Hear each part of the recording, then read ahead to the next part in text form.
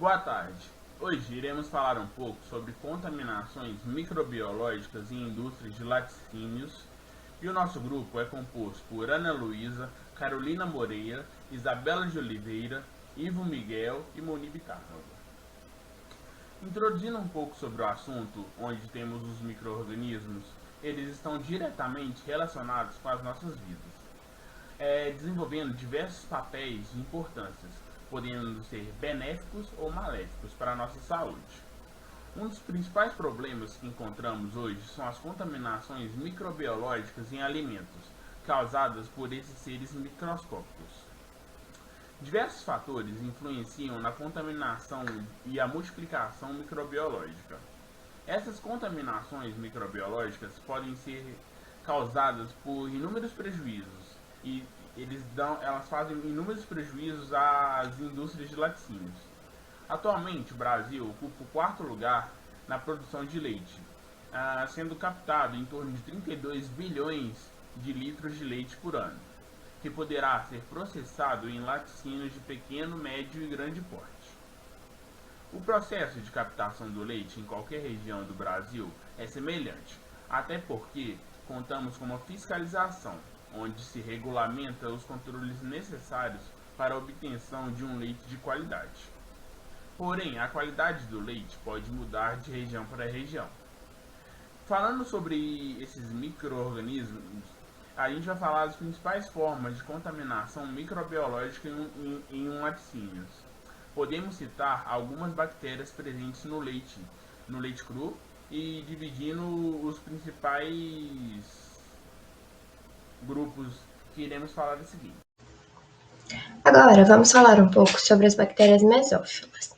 Elas pertencem às famílias das enterobactérias e têm sua origem no ambiente e no intestino de alguns animais.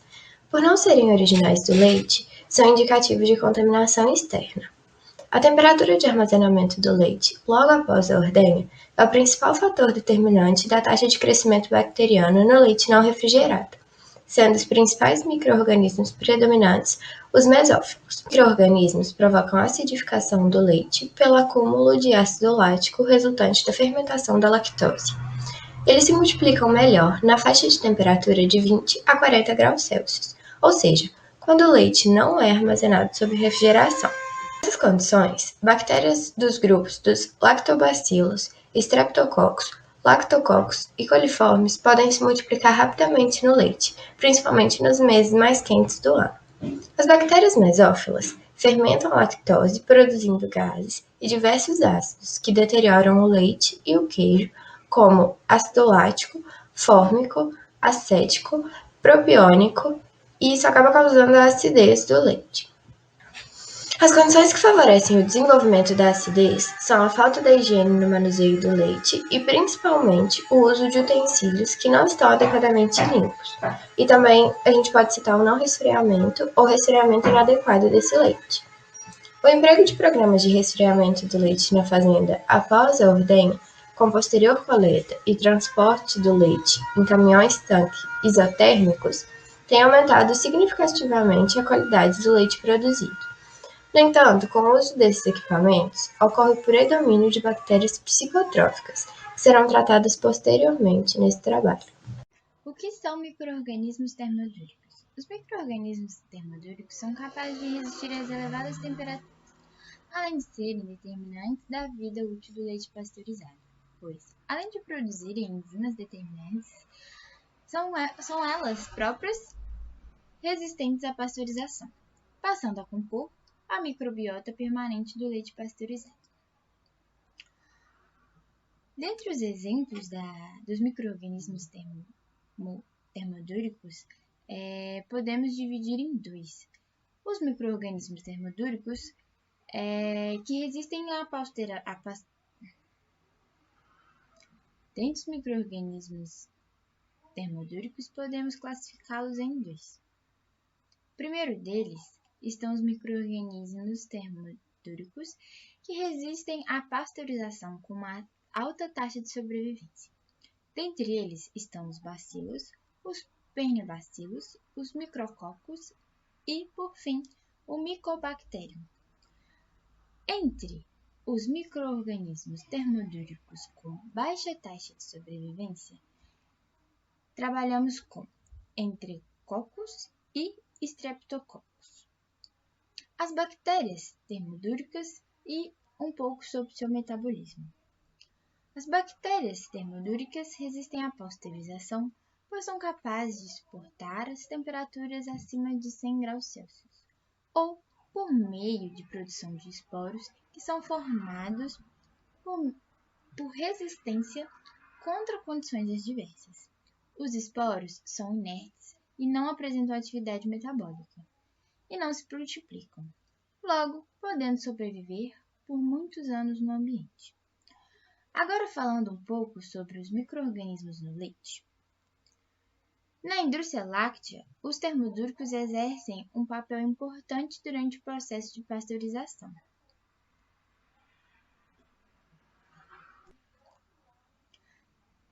Na indústria láctea,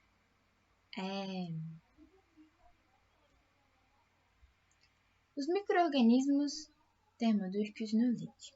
Na indústria láctea, os termodúricos exercem um papel importante durante o processo de pasteurização e psicotróficos, que se multiplicam em temperaturas abaixo de 7 graus Celsius. Agora vamos falar um pouco sobre as bactérias psicotróficas. Elas são capazes de se desenvolverem em temperaturas abaixo de 7 graus e são consideradas um dos principais agentes da deteriorização do leite cru refrigerado e de seus derivados. Essa danificação do leite se deve principalmente à produção de proteases, lipases e fosfolipases, que hidrolisam a gordura e a proteína do leite. Existe uma grande dificuldade na diferenciação dos termos psicrófilo e psicotrófico, devido a esses dois termos terem sido usados como sinônimos no passado. Podemos considerar, então, psicrófilo as bactérias que têm uma temperatura ótima de crescimento abaixo de 7 graus, enquanto os micro-organismos psicotróficos são aquelas bactérias que podem se desenvolver abaixo. Os psicotróficos não possuem um grupo taxonômico específico. Há diversos gêneros que foram isolados do leite e derivados. Esses gêneros são constituídos por bactérias gram-positivas, gram-negativas, bacilos, cocos, víbrios, formadores ou não de esporos, além de seres aeróbios e anaeróbios. A atual demanda das indústrias de laticínios por uma armazenagem prolongada do leite tem resultado em novos desafios para a manutenção da qualidade desse leite, tendo em vista que o tempo prolongado de armazenagem facilita o crescimento das bactérias psicotróficas, que, uma vez no leite, possuem uma atividade metabólica relacionada ao seu crescimento e à sua manutenção, que geram não só a fermentação dos carboidratos, mas também a hidrólise das proteínas e lipídios. A maioria das bactérias psicotróficas não resistem ao processo de pasteurização, porém, as enzimas produzidas por elas são termorresistentes, podendo resistir até mesmo aos tratamentos UHT. Uma vez no leite, essas enzimas causam alterações no sabor e odor do leite, além de diminuir o rendimento dos queijos, o que limita a qualidade dos produtos lácteos refrigerados. Dentre os micro-organismos patogênicos mais importantes na indústria de lácteos, nós temos a salmonella, Escherichia coli patogênica, Listeria monocytogenes e outros exemplos citados nos lácteos. Esses micro-organismos são responsáveis por provocar várias doenças em seres humanos. Exemplo disso, nós temos a meningite, que pode ser causada pela Listeria monocytogenes. A maioria desses micro-organismos podem ser destruídos através da pasteurização. Entretanto, alguns deles requerem outros tipos de cuidados, já que essas bactérias podem estar presentes no leite devido à falha de manejo e ordem. Outra questão importante a se observar é que à medida que se inicia o processamento do leite, seja para qualquer linha de lácteo, pode-se introduzir outros micro-organismos provenientes de outras matérias-primas, como cocos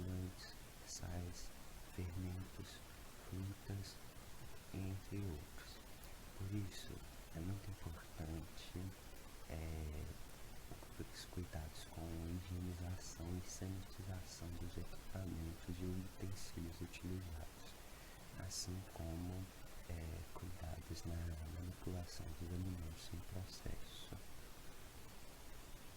Através desse trabalho, podemos contemplar algumas das contaminações microbiológicas presentes na indústria de laticínios e alguns dos meios como combater essas contaminações.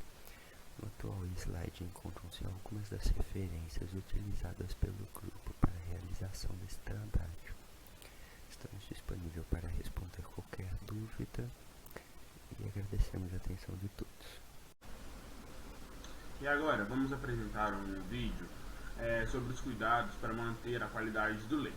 Espero que gostem. 1022, 1044, 1321. Bom, perdi as contas. Mas ó, Pecuária Forte desembarca nessa indústria de laticínios e derivados do leite, né? Para mostrar como dá trabalho, todos os cuidados na produção desses produtos. Que bom, desde o leite de bebê, que vem em saquinho, até esse requeijão cremoso aqui, rapaz, ó. Isso aqui de manhã cedo com um pãozinho, meu amigo. Então fica ligado que a gente mostra a partir de agora todo esse processo.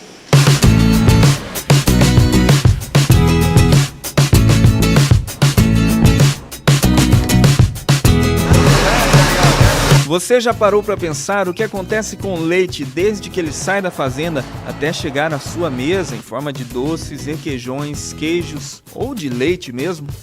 Visitamos essa indústria de laticínios e desvendamos boa parte desse processo. Dentre todas as nossas descobertas, vimos que uma grande preocupação que está na cabeça de todos por aqui é com a contaminação. A qualidade do leite é tão imprescindível para uma indústria de laticínios que a Embaúba esse ano investiu em capacitação de todos os funcionários ligados aos laboratórios. Dobramos o tamanho do laboratório. Isso garante à Embaúba que o leite que está entrando na indústria para se tornar alimento com os nossos produtos como requeijão, manteiga, o leite, ele tenha procedência. O caminhão chega com leite, mas ainda não pode descarregar. Antes, amostras são coletadas e seguem para o laboratório, onde passarão por análises físico-químicas e microbiológicas, que avaliam pelo menos 13 aspectos do produto, conforme exige a legislação brasileira. O Gabriel é o responsável pelos testes e vai nos mostrar como são feitos os principais, começando pelo da acidez. Esse é o teste de acidez nosso e nesse teste de acidez a gente vai ver o teor de ácido lático do leite. Para fazer esse teste a gente usa 10 ml de leite da amostra e fenolftaleína a 1% e a gente vai titular na solução Dornick. Aí a gente vai observar a coloração rósea. Aí após o aparecimento dessa coloração rósea no leite, a gente vai fazer a leitura para ver quantos graus Dornick esse leite está. Também é feita a separação e quantificação da gordura por meio do tratamento da amostra com ácido sulfúrico e álcool isoamílico. Gabriel mistura outra amostra de leite com os 2 outros componentes em um butirômetro. Depois de mexer bem, ele leva a mistura a uma centrífuga por cerca de 5 minutos. Após a centrifugação, a gordura ela, tem a tendência de subir para cima no butirômetro. Então, com isso, a gente consegue efetuar uma leitura bem clara do teor de gordura que a gente tem no leite. Nesse caso aqui, esse leite está com 3,4% de gordura, que dentro do nosso padrão também é um leite ótimo para a gente aqui do laticínio. Quanto que é o padrão de gordura? A gente tem um mínimo, que é de 3,1 para recebimento. E vai, aí não tem limite. Isso, aí quanto mais gordura, melhor. Melhor, que a gente consegue aproveitar em subprodutos aqui do laticínio. Para a gente fazer creme de leite, manteiga, requeijão, a gente consegue ter um maior aproveitamento e maior rendimento. O próximo passo verifica a estabilidade. A estabilidade do leite, a gente sempre vai usar a mesma proporção de leite e a lisarol. O nosso padrão vai do 80% ao 72%. Estando dentro dessa porcentagem, o leite está apto a ser recebido aqui no laticínio. E o pessoal fala muito de leite Lina. Isso tem a ver com essa estabilidade? Com certeza. O Lina é um leite instável não ácido. Ele pode estar uma acidez perfeita, uma acidez de 15 graus Dornick, só que ele pode reprovar no nosso teste de alizarol, no teste de estabilidade. A densidade é a próxima fase do processo. Na densidade do leite, a gente sempre tem a comparação com a densidade da água. No caso da água, 1 quilo de água vai ser 1 litro certinho. No caso do leite, ele é um pouquinho mais denso, ele é um pouquinho mais pesado. Então, 1 litro de leite, ele vai ficar em torno de 1,28 kg a 1,34 kg, para ver se houve adição de água no leite. A crioscopia envolve a utilização dessa máquina aí.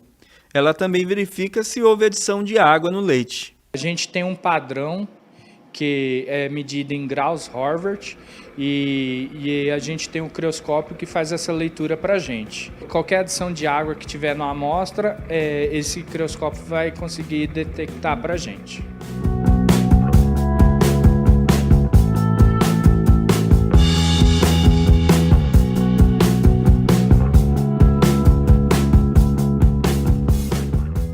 Eu tenho aqui uma amostra de leite. Aqui estão o empenho do pecuarista, a dedicação, os investimentos em genética, em alimentação dos animais, mas se porventura houvesse aqui qualquer tipo de contaminação com um antibiótico, água ou qualquer tipo de elemento que fraudasse esse leite, todo esse empenho, todo esse investimento do pecuarista acabaria indo para o ralo. Todo caminhão passa por uma rigorosa análise, e de aproximadamente 2 horas ficam de castigos até completar todas as análises.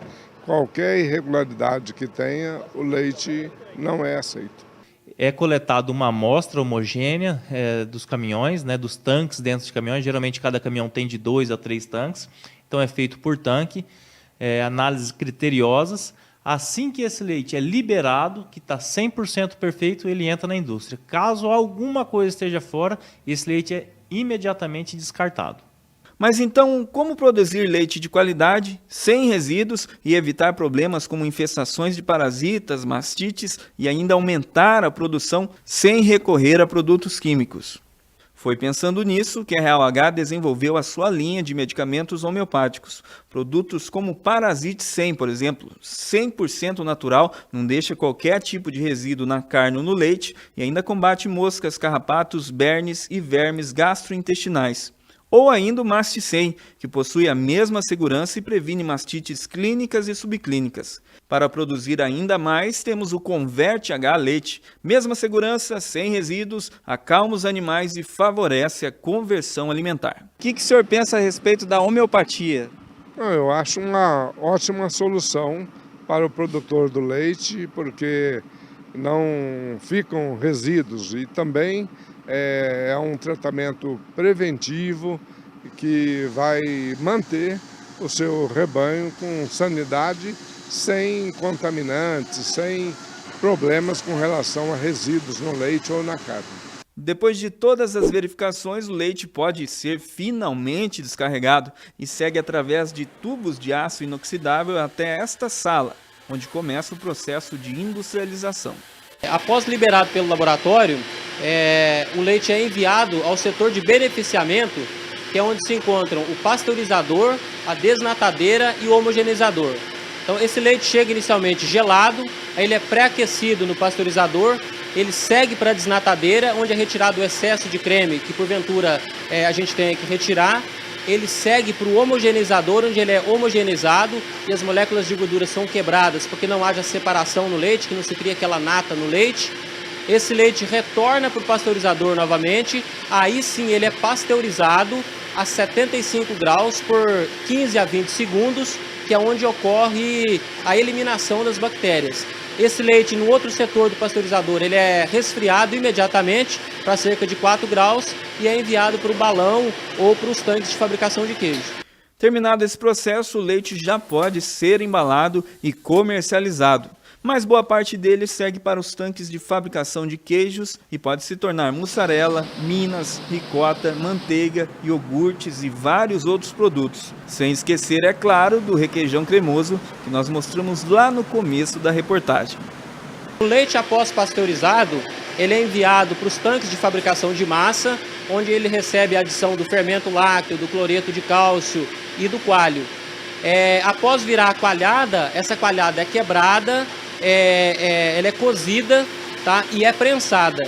Aí ela fica cerca de 24 horas, no mínimo, para adquirir uma certa fermentação, adquirir uma acidez ideal para o processo de fabricação de requeijão. Aí ela é levada ao setor de fabricação, onde ela é picada e adicionada dos demais ingredientes, creme de leite, sal fundente, e ocorre a fusão do requeijão no equipamento próprio e em seguida o envase.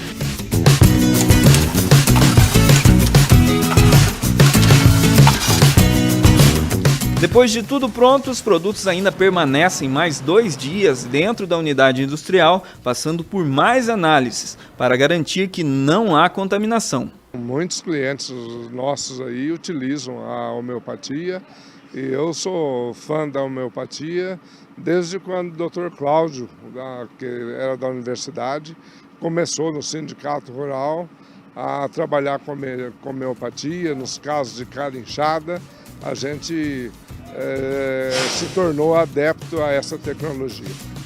Agora sim, caminhão carregado, é hora de pegar a estrada que tem muito cliente esperando.